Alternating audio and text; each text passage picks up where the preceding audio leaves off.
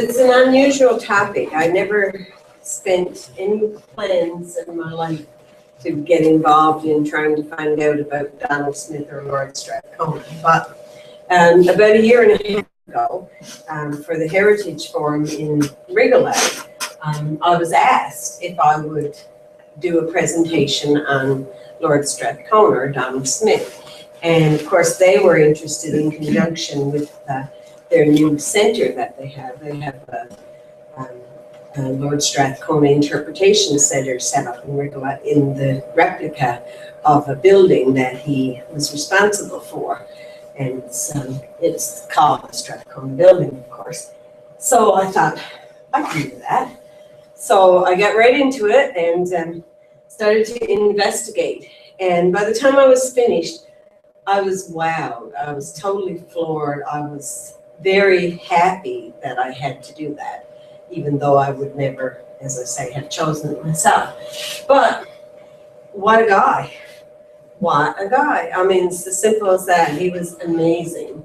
And I didn't understand the depth or the breadth of that amazingness until I actually spent time searching and found out. So this will share with you. I've updated a couple of little bits and took sort of the Rigolet focus off of it to some degree and put it to both of his places, which was Rigolet and Northwest River. But welcome to the life and times of Lord Strathcona, Donald Alexander Smith, as his baptismal name was. And it's his time in Labrador. He was here for 21 years, from 1848 to 1869.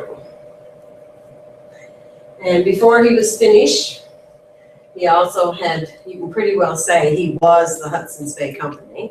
So I put that insignia there. And he was knighted by Queen Victoria so that he was Sir Donald Alexander Smith. And at some later point, it was raised to the peerage, and he became a lord and chose his own name, the first Baron Strathcona and Mount Royal, to connect back to the Canadian Montreal roots of it.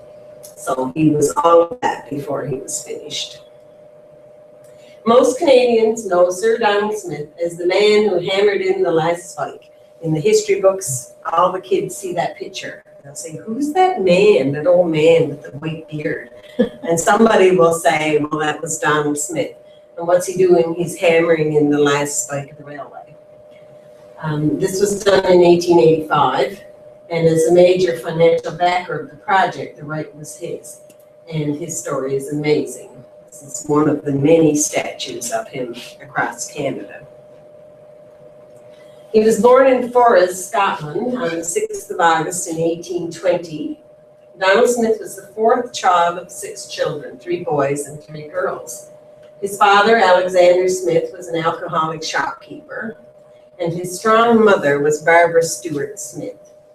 It's important, I think, to some degree, where he was from, because it helped to prepare him for wilderness, because even though he was born in that town, you see, Forres, so it wasn't a terribly large town, but he also lived right up at the tip of northern Scotland, so that the climate at times was harsh.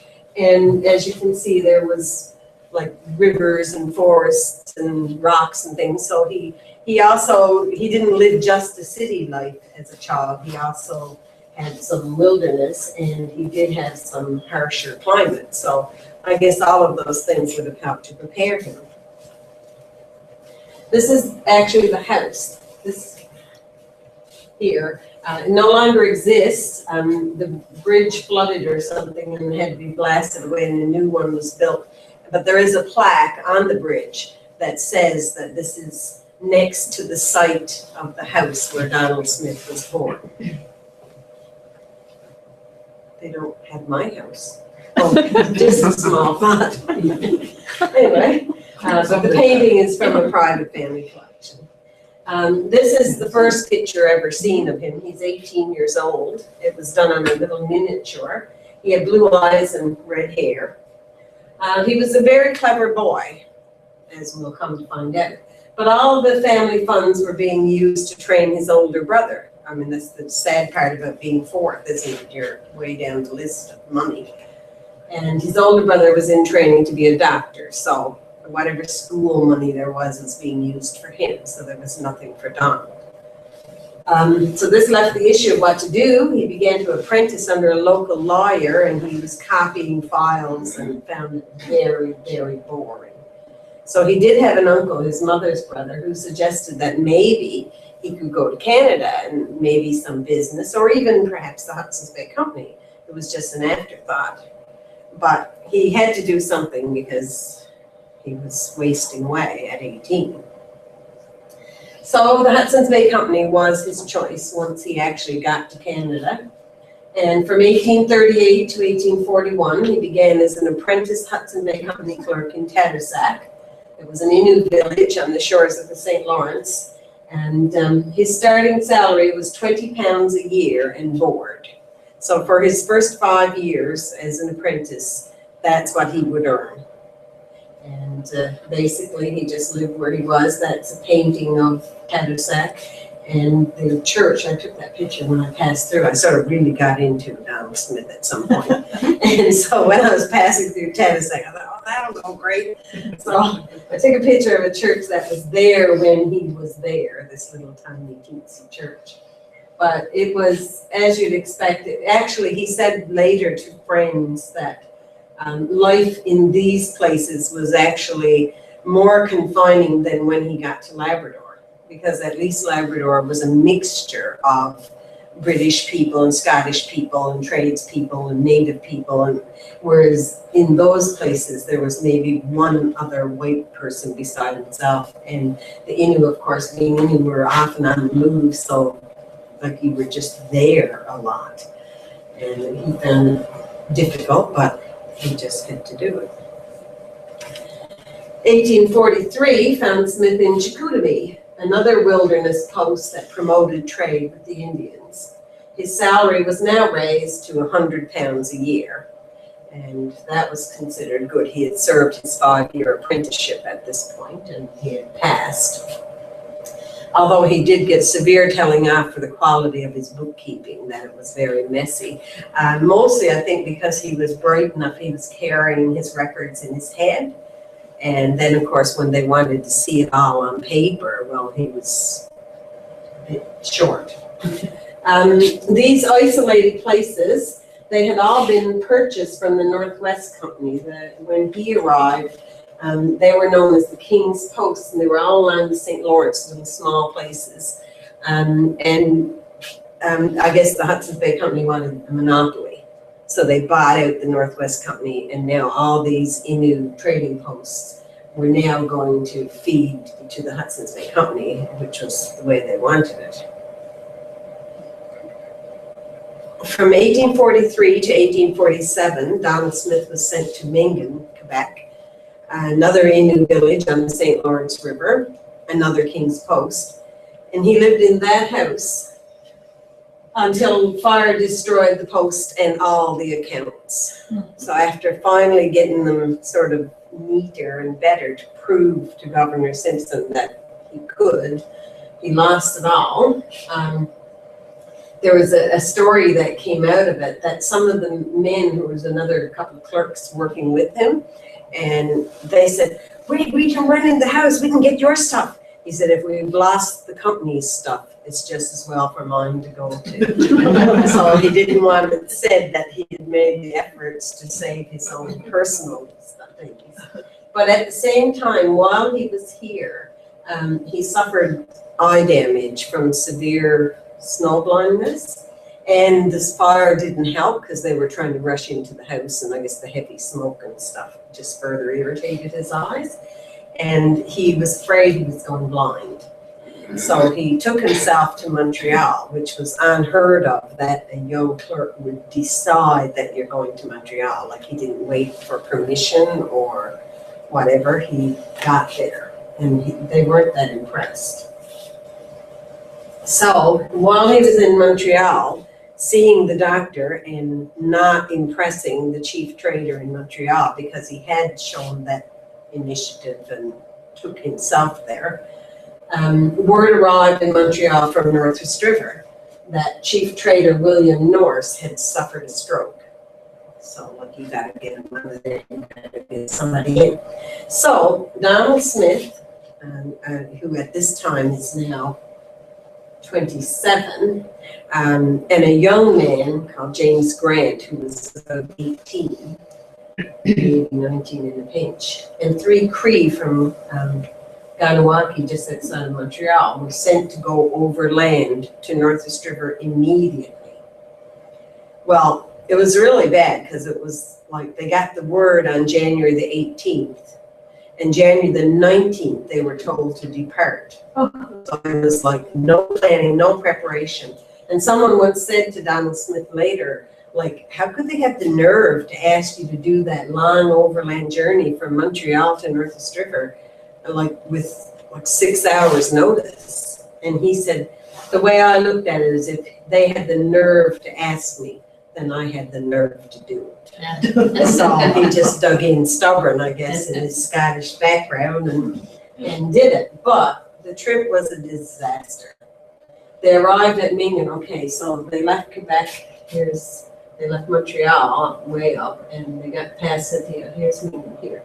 By the time they got here, it was in February, so more than a month had passed, and one of the native guides had already died. They had severe frostbite, they were half starved, like it was really bad. And of course, if you think it through, why would the guides, the Cree guides from outside of Montreal, know anything about wilderness Labrador travel? And of course they didn't know, and things went wrong, badly wrong.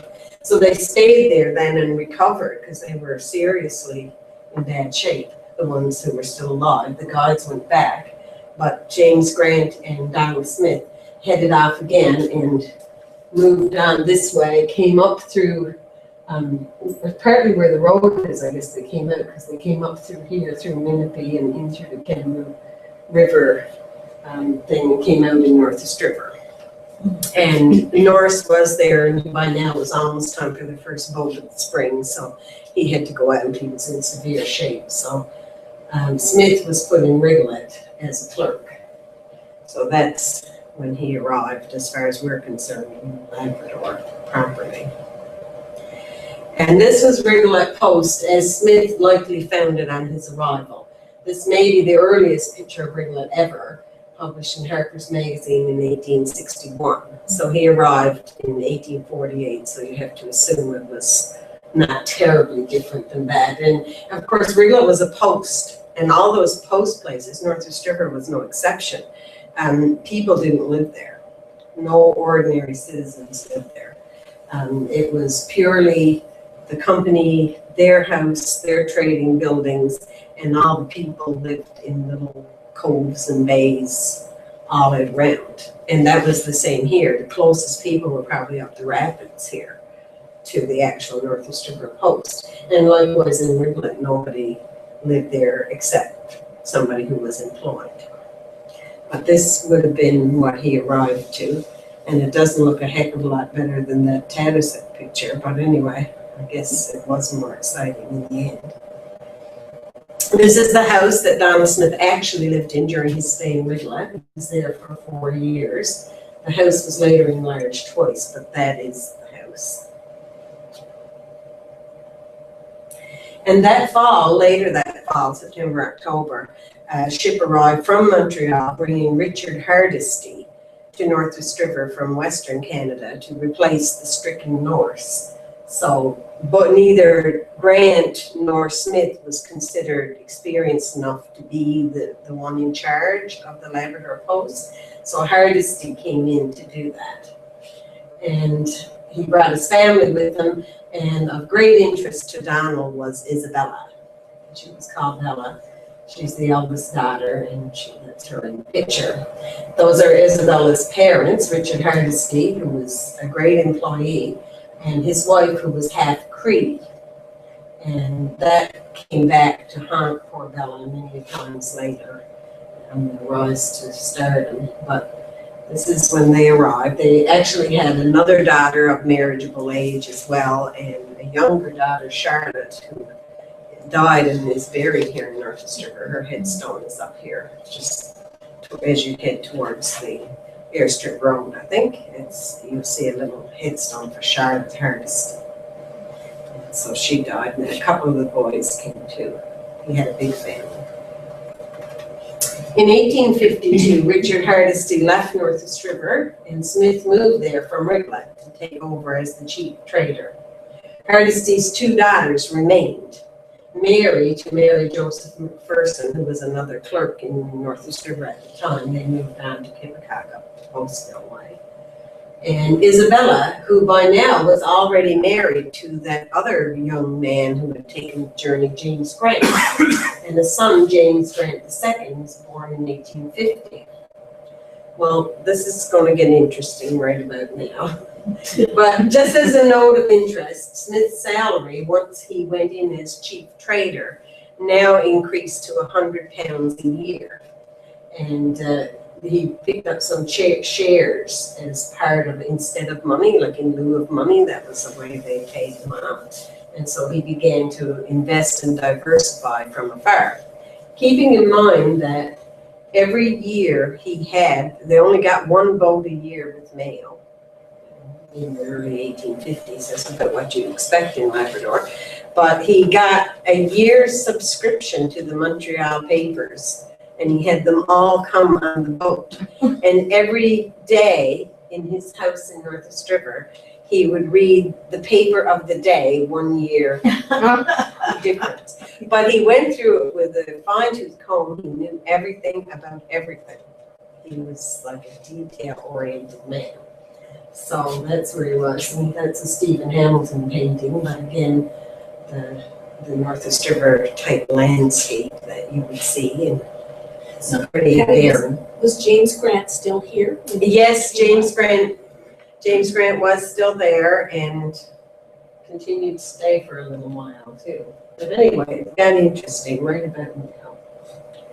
Okay, more about Bella, because this is where some of the interest comes. Isabella Sophia Hardesty Grant Smith, known as Bella. Okay, well, she was born the 4th of May, 1825, so she was 5 years younger than him. She was a highly intelligent girl. She's actually the third girl in her family, but the first two, her dad wouldn't send them away to school, but she was almost too strong a student to not send, so he made arrangements for her to go to England for 5 years, which was highly out of the way for those days. She was described as small, attractive, spunkily independent, much common sense, and very energetic. A perfect match for Donald Smith. Their wedding date was supposed to be March the 9th, 1853. A tricky business. How tricky? Just a minute now while I refer to a couple. While I was browsing in a bookstore in Ontario, this is, sometimes I think I live a serendipitous life, but I picked up this book. It was called Once Upon a Wedding, and it was like secondhand stuff, $2 or something. Stories of Weddings in Western Canada, 1860 to 1945, for better or worse. So I thought, oh, that's interesting. Then I come on and I thought, oh, and I'm working on this paper for Donald Smith. Here they are. So here's the story of, okay. They talked about all the extreme cases of marriages because, of course, there were Hudson's Bay people who took wives and dumped them and married a girl back home afterwards, and the native wife was tossed to the sod. There's all sorts of extreme cases. But it was Isabella Hardesty who topped them all when it came to marriages. She had 3 weddings, 2 living husbands. Actually, I think she may have had as many as 5 weddings, but anyway, 2 living husbands, no divorce, 2 children, and more money than you could shake a stick at. So it was amazing to her. She was with her parents at a northern post in Labrador when love was in the air. Sister Mary was marrying Joseph McPherson, and Isabella was considering James Grant. Everyone was Hudson's Bay, so she wrote a letter home and so on. But anyway, that's fine. she married James Grant. Her own father conducted the service. A baby boy followed rather quickly, was whispered. But anyway, that winter she declined to accompany James to his northern post. James got sent when Smith went to Northwest River. James was sent to Kippacock, and she thought, well, I don't want to go all the way up north. This is more civilized around Northwest River and Wriggle. Like she'd gotten used to that. She'd been there 4 years. She knew people and stuff, or whatever. See how innocent I am there. Yes. But anyway, she stayed at the Hudson's Bay Trading Post with her baby Jamesy, and spent the winter in Northwest River. Again, there was whispering, but Isabella was adamant. She would not rejoin James. He was toast. Now that's the words of whoever wrote this. And she stayed on in the vicinity of Donald Smith. What's very interesting is they must have contrived how to make it appear that it was James's fault. Because the following spring, she went to Rigolette and apparently arrived supposedly to reconcile with James, only to have her go sweeping back at the door and say, oh, I can't live with him, he's not whatever, but it seemed like he had been a bit uncouth. So, but it also turns out that 7.5 months later, little Maggie Smith was born. So you kind of suspect that it was doomed to fail at that point anyway, and she just had to make it look good. But so anyway, who was counting and so on. But the tricky part was Donald's conscience. There was no problem, but it bothered him greatly that technically he was married to somebody else's wife. Because what they did was they ended up saying, well, really, they were married in the country manner, which normally they accept, but they decided not to accept it and say, well, okay, her father married us, but he's not really a minister or a JP or anything like that. So really, she's not really married. But then in another way, that wasn't so good either, because now she is an illegitimate child, and so it was like they were caught between a rock and a hard place as to how to justify it all. And he must have been brought up with a very strict Scottish conscience, because every time he went to make a major change in his life, he married her again. And that's why I said she probably had 4 or 5 marriages, because I know there was a marriage in New York, a very legal, proper marriage. I know there was a marriage in Paris, a church marriage. Oh, wow. And the wedding date that supposedly they had was March the 9th, 1853, but really the only time they can guarantee that they actually got married was in 1859, and he married them. He did himself. He was by then a legal JP, so he married himself to his wife. But anyway, it was very stressful, and it caused him a lot of suffering, not only from a conscious perspective, but as he grew in value and wealth. What if Maggie, his only child, can't inherit because she's illegitimate because of these marriages, or his wonderful Bella, if something happened to him and there's all this money, what if they say she's not legally his wife? And of course, in those days, everything had to be very legal. These days we have the common law rules and all that, but that hadn't evolved in that era, and if you were out, you were out, you could be tossed. So as he rose to power, she suffered prejudice because she was mixed blood, and in particular, not so much in London or Montreal, and certainly not in Labrador, but her time out west, they spent time in what was Winnipeg, and Winnipeg was very aware of like Métis and mixed blood, and the hoity-toity wives who had come over from England, looked very much down on Isabella because she was of mixed blood. So he and maybe the daughter in later years tried very much to protect Bella, but she took some harsh snubs, and some were on account of her background, and some was because of the marriage situation. But they tried to protect her. She wore, now, in your little purse, I keep my Luckenbooth pin, but I wanted to see what one actually looked like. You'll see she's wearing one. Donald Smith went back to Scotland 26 years. His first trip back was 26 years after he had left. And when he came back, he brought a gold ring for Bella. Presumably she hadn't had one up till then.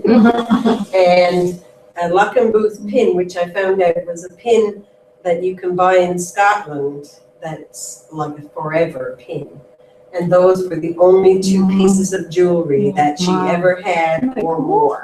So maybe she had other pieces, but if she did, she didn't ever wear them. She wore the pin and her ring, and that was it.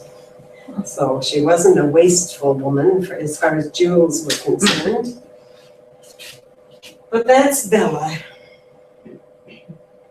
Their daughter, Margaret Charlotte Smith, named for actually Donald's oldest sister, who died just after he came over here. And she kind of helped to raise him up a little bit, so she was special. And Charlotte, of course, the little sister of Bella's, who had already died here. She was born January 17th, 1854, known as Maggie. She was 10 when she left Labrador to go away to school. And this picture was taken when she went to go to school, because I guess when they got to Montreal, they could get a proper photograph. Maggie was the only child of Donald Smith, though he did adopt Bella's son, James Grant, or Jamesy, who did use the Smith name later. Maggie eventually married Dr. Robert Howard of Montreal and had 3 sons and 2 daughters. But Sir Donald Smith spent much time in worry as to whether Bella and Maggie would inherit. Because, of course, they were both, like, they were his world. And his other world was his financial success that he had created. And if they can't reap the benefit of it, and of course, with the laws for women in those days, it was a major concern. So it caused him stress.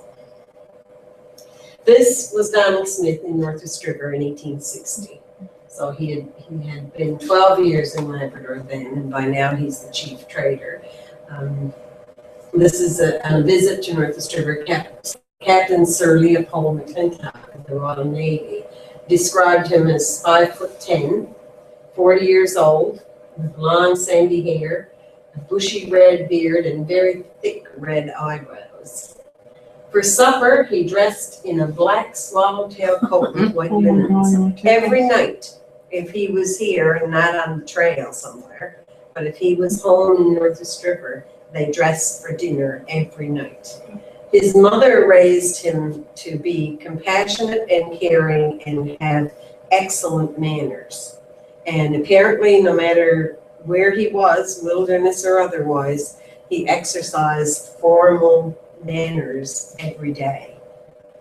His talk showed him to be of superior intelligence, and McClintock said Labrador won't hold this man. But he just lived in his little empire and began to work at it. One of the things that he did was, of course, the gardens. Using Hudson Bay Company labor and his own, Mr. Smith created gardens to provide vegetables to add to the local diet. He had to force turnips down people first. They didn't want them. And then that's what he'd have cooked. In addition, he kept cows, horses, sheep, goats, and chickens. Visitors couldn't believe the variety in Labrador, and people began to grow their own to supplement their food supply. In one of his, Hans Rollman used to say the Moravians had 500,000 pieces of information. Well, the Hudson's Bay has around probably the other missing 500,000. Because if there's anything you really want to know, you can find it. Okay, this is written by Donald Smith, August 19th, 1855. Our meal today consisted entirely of country produce. It consisted of venison, fish, new and old potatoes, turnips, cabbage, carrots, lettuce, parsley, onion, leeks, and green peas. Also, rhubarb tart with pastry made of mashed potatoes, eggs, and milk. Of the customary flour crust, the only imported or foreign commodity used being sugar. All of the people at the dinner pronounced it to be the best that they had ever partaken, and this demonstrates beyond doubt that with a little attention at the several parts to the culture of vegetables, the comforts of the people might be materially increased, while the expense, being Scottish of course, he was always aware, the expense for imported provisions would be considerably decreased. And that's just his own personal commentary. But they say he had pumpkins and like he just grew and grew and grew things, and eventually people started to take from him. He also ordered the seed from the Orkneys because he figured if it could grow in those like harsher climes, that would be the perfect seed for Labrador. So he constantly used like his brain, his desire to save money, his desire to be healthy. He actually acted as a doctor and seemed like he had a few clues. So you almost wonder, did his brother practice on him or something before he left home, because he seemed to be very aware. At 85, he lectured the Royal Medical Hospital in London of his experiences with medicines in Labrador. And he gave full credit to the juniper, medication and boiling it out.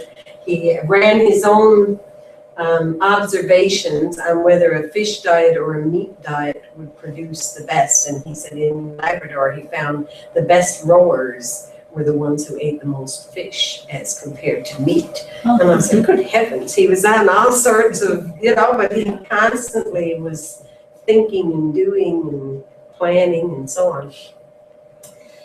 Okay, he headed out in 1864. That's when he went back to Scotland for the first time since he had left home in 1838.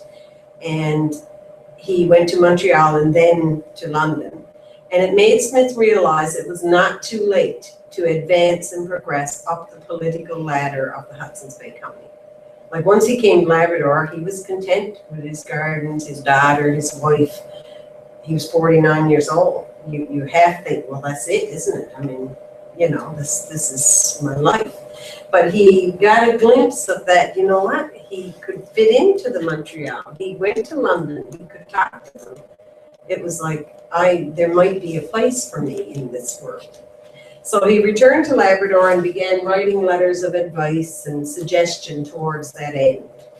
And I'm sure the fact that Maggie is now out there going to school made him want to be more out there. And of course, if she was in Montreal going to school, then if he could get to Montreal, that would be good. So following the death of the previous district commissioner in 1868, the board offered the position to Donald. He set himself up really.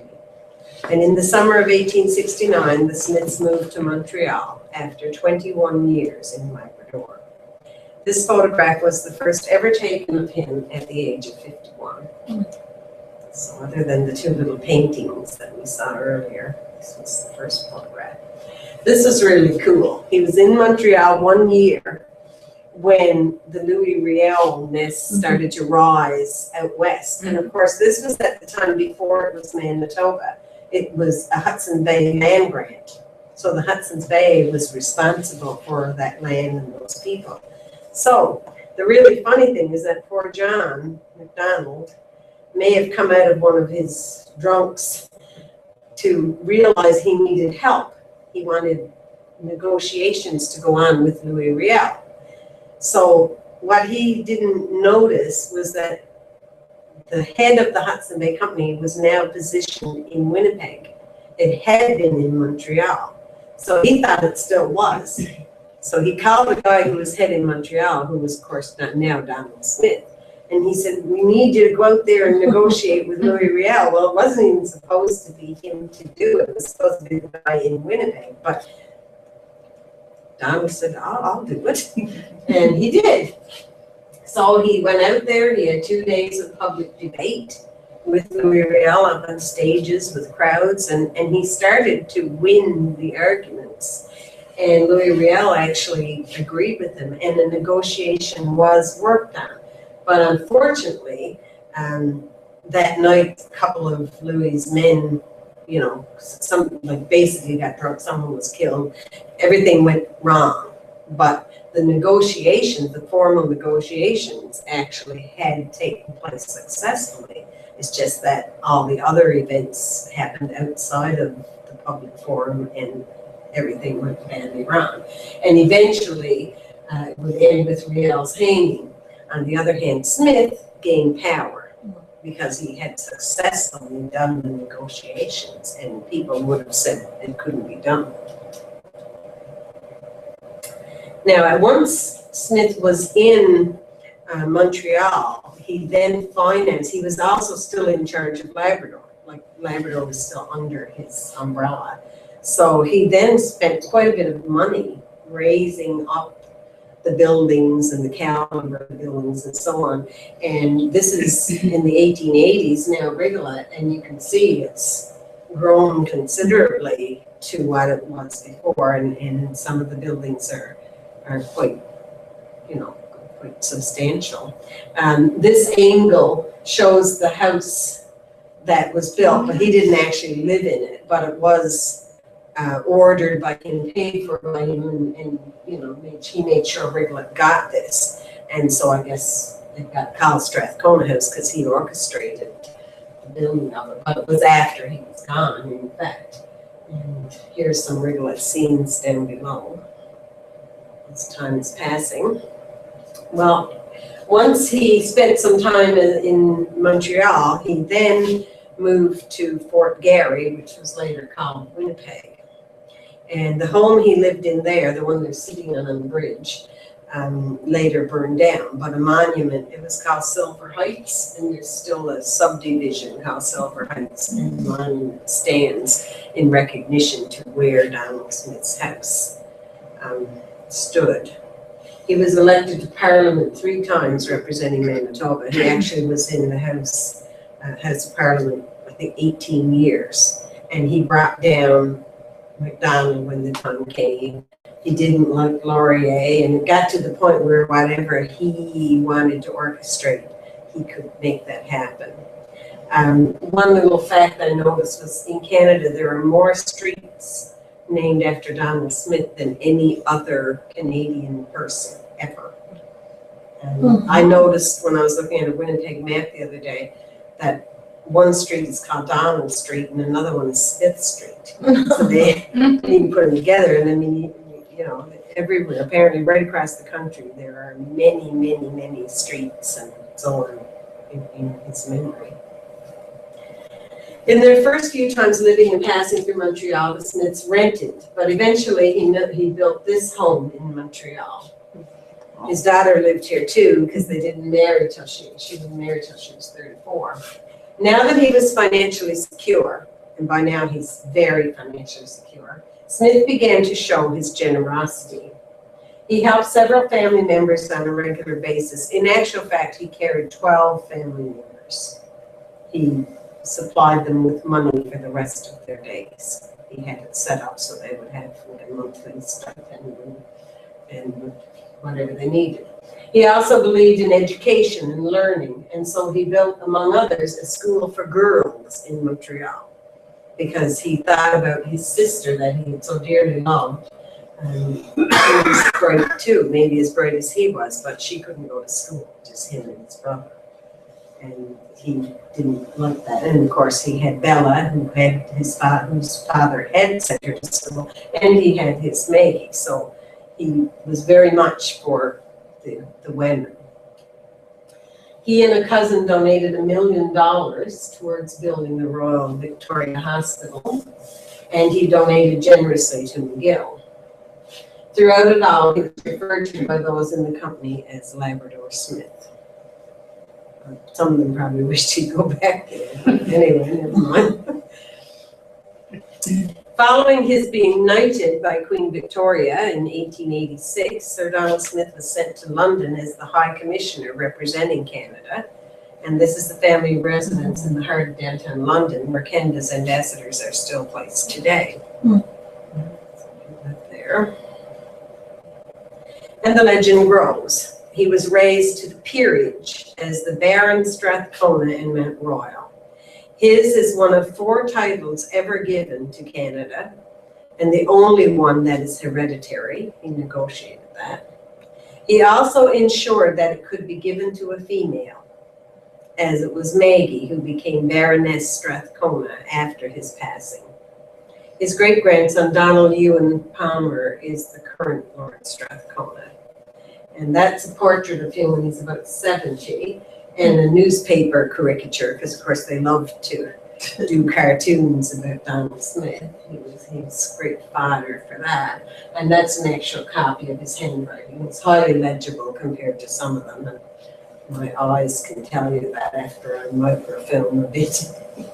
But he certainly was a highly educated boy. This is Glencoe House in the top picture. It was built by Lord Strathcona in Scotland as he was made Baron of Strathcona in Montreal. Strathcona is Gaelic for the River Coe. Strath means river, and Coe is the River Coe that was passing through. Donald Smith coined the word. He made up that word. There was no Strathcona until he decided that's what he wanted to be Baron of. So that's it. We have it now. Lord Strathcona also built this home on the Isle of Colonsay as a summer retreat. He also bought the island. Wow. This is Nevford House in Hertfordshire. It's the home that Lord Strathcona and Lady Isabella leased from 1899 till their deaths in order to be closer to London, the Hudson Bay headquarters. At this stage, Smith was now the governor of the Hudson's Bay Company and the principal shareholder. In effect, he owned the Hudson's Bay Company. He did. He had the say-so. It was all his to say. Sir Donald Alexander Smith died on January 21st, 1914, 10 weeks after the death of his wife. He used to work 11 hours every day. And he worked every day. He was 94 when he died. He was still working 11 hours of the day. He was still the High Commissioner for Canada. He was still the governor of the Hudson's Bay Company when he died at 94. But they said that when she died, he did the unthinkable. He didn't go to work. And once he didn't go to work, it's like he just gave in to everything that he had been, bad cold, bad lungs, bad cough, everything, and he just gave up. He lost the will to it, basically, with that bell. The king wanted Uncle Donald put in Westminster Abbey, the resting place of kings and England's dignitaries. But he didn't want that. His service was held there, but his remains were put to rest in Highgate Cemetery in London beside his beloved Isabella, according to his wishes. But the king, they called him Uncle Donald, they did. And he wanted him in Westminster Abbey. And so as a compromise, the king placed these stained glass windows in Westminster Abbey in his memory.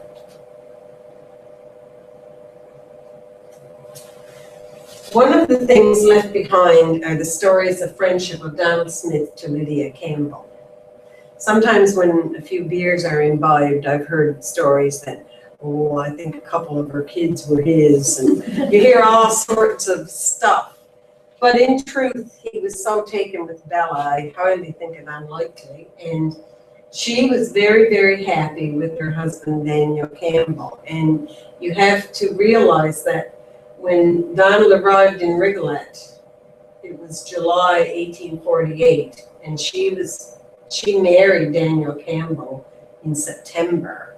So it was only 2 months after his arrival there that she would have already been married to the love of her life, because she was in a forced marriage the first time and was very unhappy, and then she was extremely happy with Daniel Campbell. So I really don't see a lot of room for possible whatevers. And there's no reason to think it, but she did housekeep for them because Daniel stayed on as the cooper.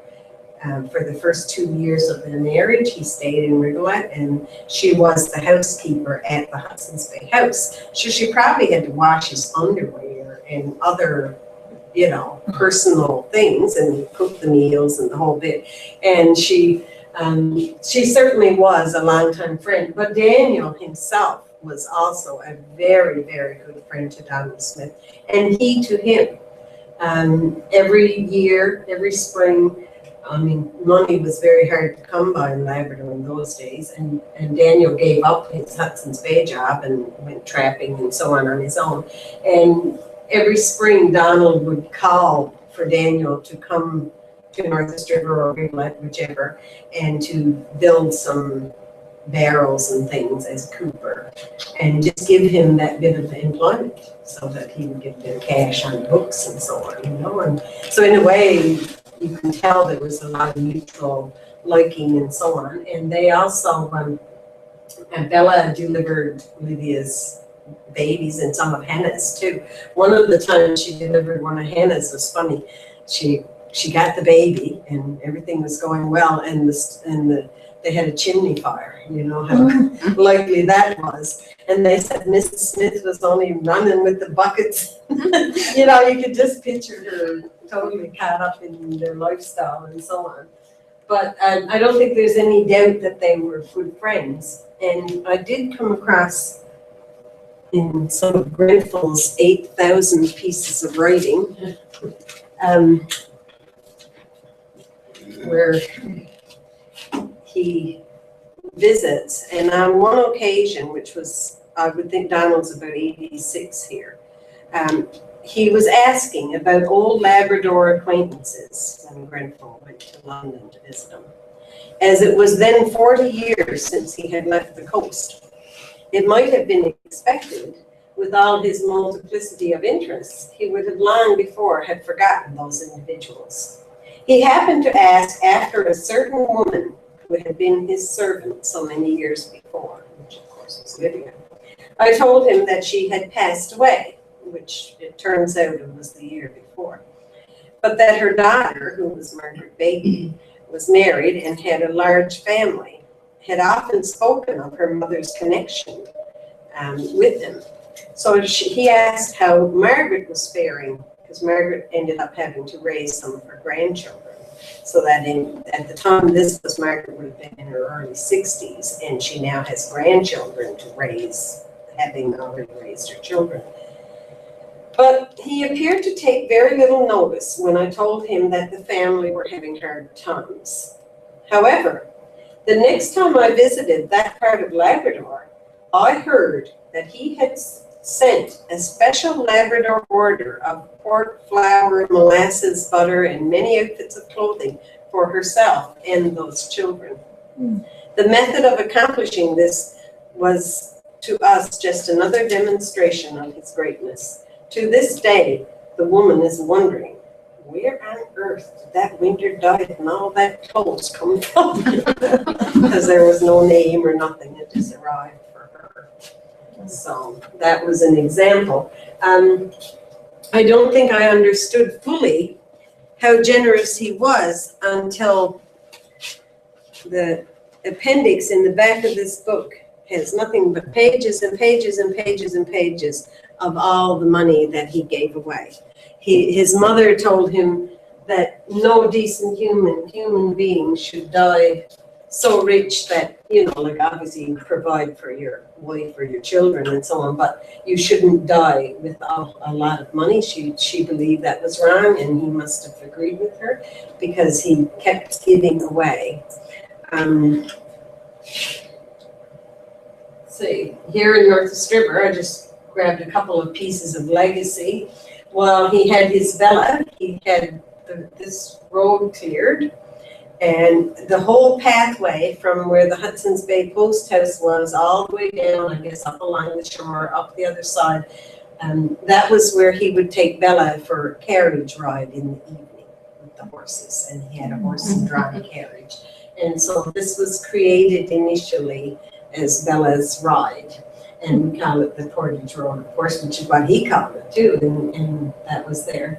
And I always used to wonder when we'd go up to that airstrip and we'd run our races and play our soccer and stuff like that, and how come it was called the hay field? But I came to find out in my stories that it was Donald Smith's hay field, and he cut the hay for his horses and his cows, and he grew it all up on that field. Made sense after a while.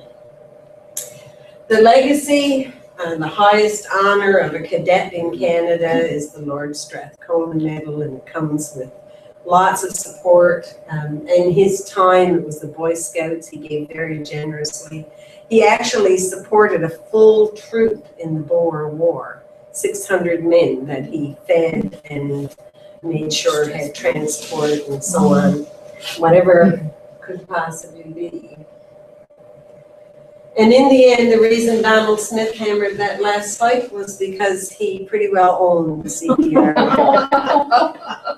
He did. It was in trouble, so he kind of supported it and bought it on shares. And so as the major shareholder, you get the honor of hammering the last fight.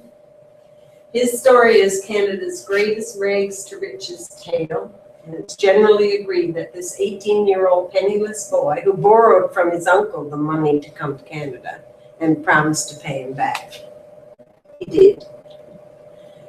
And he achieved all of this because of his personal characteristics. When he was raised as a baron, he had to choose a motto. His motto is perseverance. One word. So that alone tells you things. And of his time in Labrador, Smith recalled, "Time never hung heavily on my hands. I was always busy, and when I had no actual and definite task, I was planning." Well, those plans and dreams came true, and his name and memory is kept alive worldwide. Here in Labrador, Northeast River has its gardens and its roadways. Happy Valley Goose Bay has a Strathcona Street, and in Riglet is this beautiful Strathcona Interpretation Center. So we're certainly keeping pieces of them alive, but until you understood just how much it's difficult to explain how much he gave away. When he died, his estate was worth $27 million. But at that stage, it's still like he bequested things into perpetuity. Seems like I missed a picture. Yeah, a ship or something. Okay, yeah, I missed the ship. Where is it? There it is. Okay.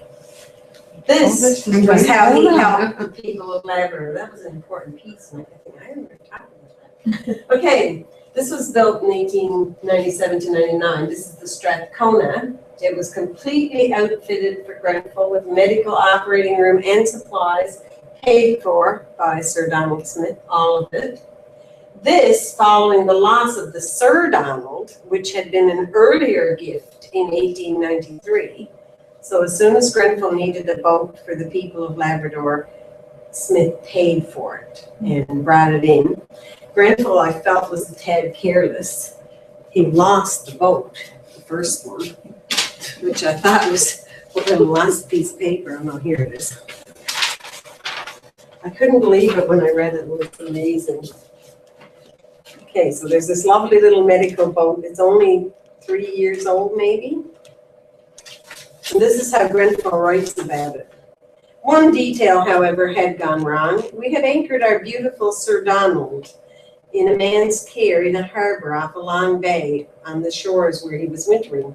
He had seen her once or twice in her ice prison, so I guess he left her frozen in the ice. But when he came to look for her in the spring, she had mysteriously disappeared. The ice was there still. There was not a vestige of the wreckage. She must have sunk, and the hole frozen up. Yet an extended period of creeping the bottom with drags and graples revealed nothing. And the water was not deep. Her mast should have been showing. It was not till some time later we heard that our trusty craft had been picked up some 300 miles to the southward and westward, well out in the heavy ice pack, and right in among a big patch of seals in the Atlantic Ocean. The whole of the bay ice had evidently gone out together, taking the ship with it, and the bay had then neatly frozen over again. The seal hunters from the SS Ranger laughingly assured me that they found a patch of old seals having tea in the cabin. They passed her a friendly rope, and she felt the life of the rolling wave beneath her once more. Here, and soon was safely ensconced in the harbor at St. John's. Here she was sold by auction, and the proceeds divided as her ransom to the plucky salvers. So that gift kind of just went out the window, but then he outfitted this one, and later he replaced the boilers, and he also gave a running grant of $1,000 every year to keep the boat going and in maintenance and so on. And the Strathcona 2 was actually paid for by his daughter when this one actually sank, when the actual Strathcona sank. So all 3 boats were paid for, 2 personally by Donald Smith and the other by his daughter from his estate, and fully outfitted for the full medical for the people of Labrador. So I don't think it would be fair to say that he was ever far from his heart in a way, you know, there was something there. And I thought everywhere we find it. I even took a look at our Labrador tartan, and when I read the fine print, it said, okay, this tartan has been designed by Michael Martin, but the starting point was the tartan of the Grants of Strathspey, since Donald Smith, Lord Strathcona, was a grandson of that family. And then the colors were added to be especially representative of Labrador, but they started with the base of Donald Smith's tartan to become our tartan. So whether we liked him or not, or chose to like him or not, but I have to say that by the time I got the feel of everything that he had truly accomplished and everything that he had given and done for the people of Labrador, it was like I was glad that I was sort of given this assignment to do, because it helped me appreciate him in a way that I had not with my other bits and glances here and there. You know, you just got little pieces. But anyway, I thank you for listening. Any questions? Thank you. Wonderful. There's much more to know about the man. You could go at it for weeks, but there's no need. Makes me want to go and grow some turnips. Well, I'm there not we very are. industrious enough. Yeah. I grew up in Montreal, Yes. and sometime every year there'd be cadets and bands and everything, and they made a fuss of Strathcona. So that's the town of Mount Royal. So that's the Mount Royal part of the Strathcona. Yes, that he chose. Yes, Yeah. because he built it. He made his home there. And there's a Strathcona, I don't know what number it is. I got a picture of it in the presentation I'm doing in Winnipeg. That was the TV ship that used to go. Yes, that's right. That's those. It must have been 2 or 3. There was a number on the side. I must blow it up and see what number It's is on the probably side. 2. It's probably 2, because that was the second one. The Because it 2. was taken in name in the Yeah, early 2 only- 1900s. Okay, well, number 1 was from 1899 till 22, and then the Strathcona 2 It would be the came in Strathcona 2 23. then, wouldn't it? Yeah, and in them days Or was the his 3. speech I thought he gave to hospital students about yes, I thought there Labrador. was a real one in that. And I forgot to give you Lydia's personal writings. From her This is what she said.